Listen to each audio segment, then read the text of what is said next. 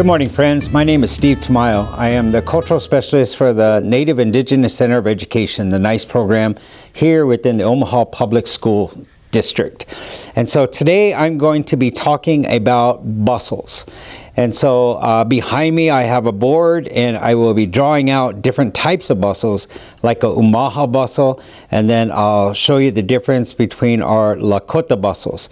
And so in front of me I am at Bryan Middle School. And so this is one of the landing spots for Miss Bradley. And so Miss Bradley was able to obtain a turkey tail and turkey wings over this fall winter break. And so what I'm going to do is I'm going to show how to tie up all these feathers. And so we have photos that we documented earlier that I was showing Miss Bradley actually how to take and pluck and pull these feathers out of that tail that was like this.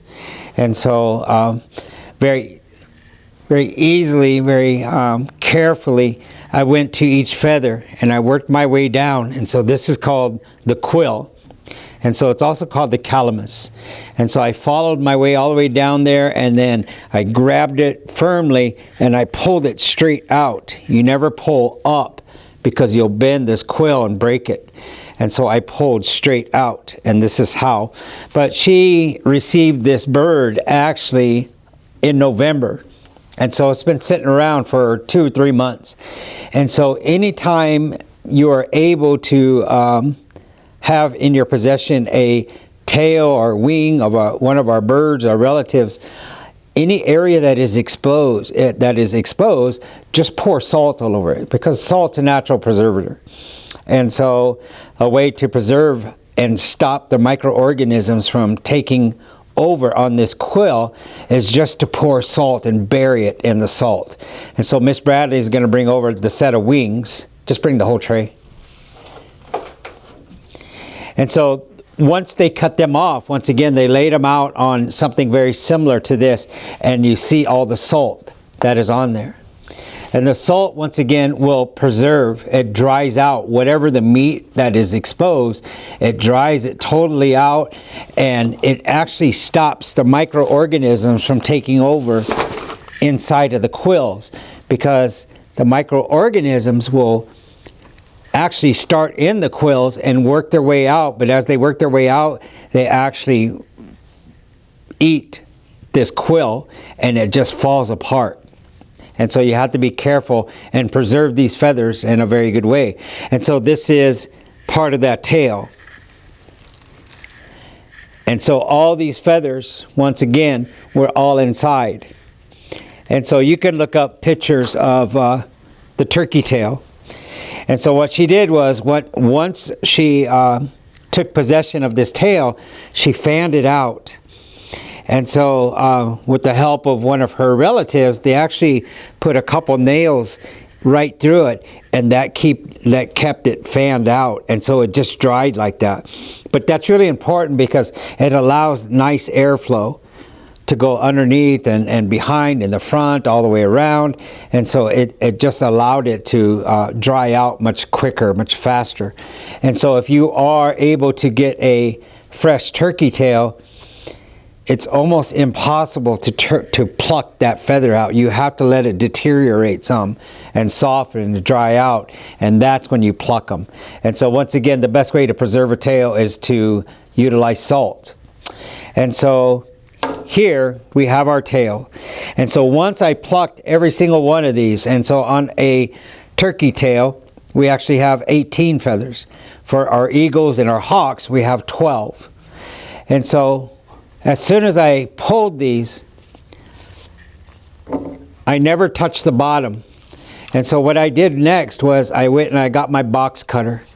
And so very carefully, I went through and I scraped all the way in the round.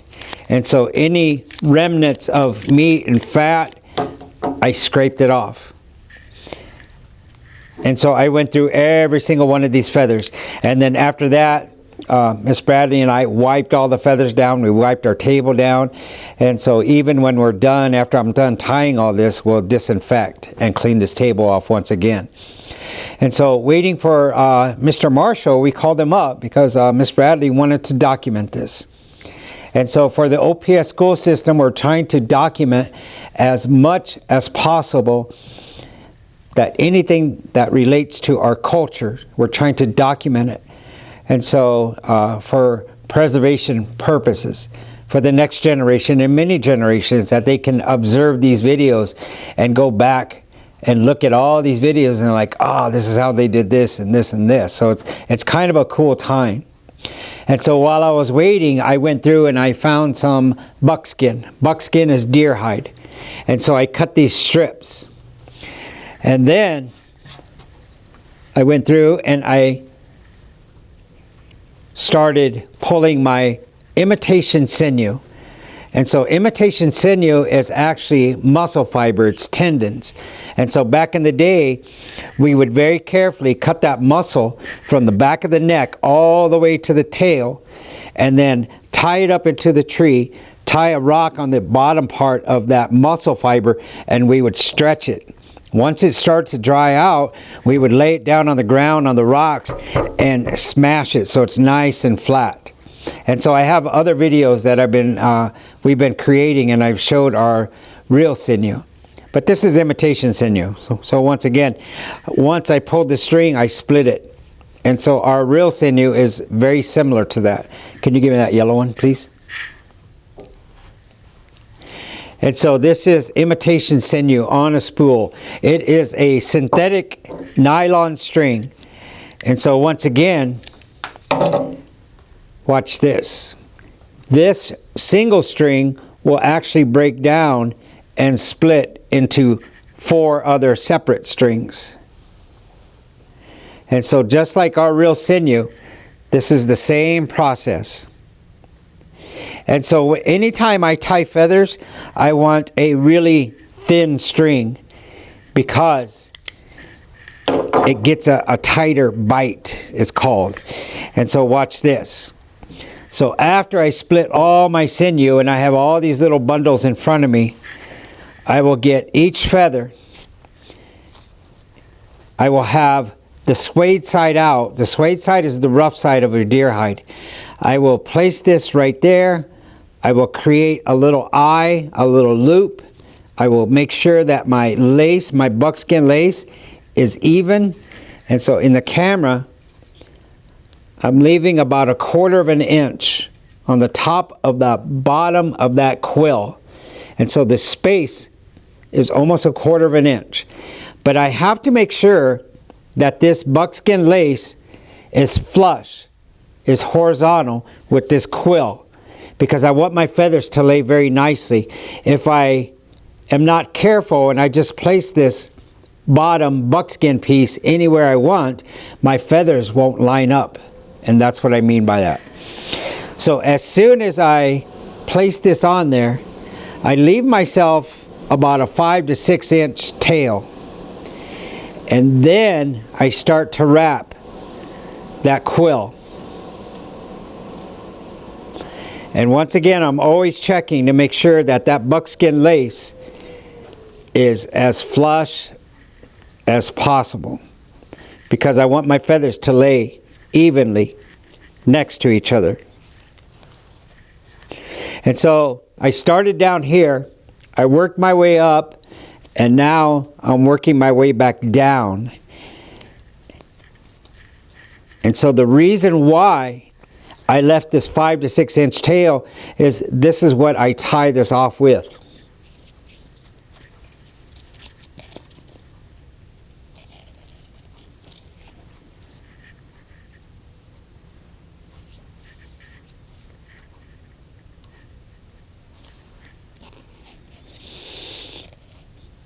And so I always tie a knot, but this is a synthetic wax string, so I know it's going to slip on me. So wherever I tie my knot, I tie another knot on the opposite side, and then another knot. So I'm tying 3 different knots in this because I do not want it to fall apart on me. And so This is one feather that is ready to go. And that's what it looks like.